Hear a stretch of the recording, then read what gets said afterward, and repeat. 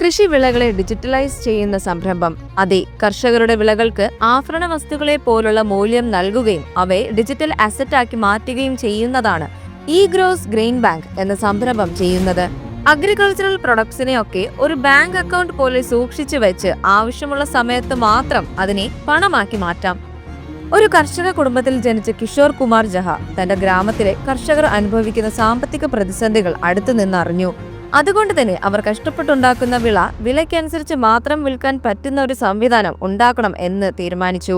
അങ്ങനെയാണ് ഈ സംരംഭത്തിന് ജന്മം നൽകിയത്. കർഷകർക്ക് അവരുടെ വിളകൾ അടുത്തുള്ള മൈക്രോവെയർ ഹൗസുകളിൽ സൂക്ഷിക്കാം. ഈ സൂക്ഷിച്ച വിളകൾ അസറ്റാക്കി വെച്ചുകൊണ്ട് ബാങ്ക് ലോൺസും എടുക്കാവുന്നതാണ്. അങ്ങനെ നല്ല വില ലഭിക്കുന്ന സമയം ഈ വിളകൾ വിൽക്കാനും പറ്റും.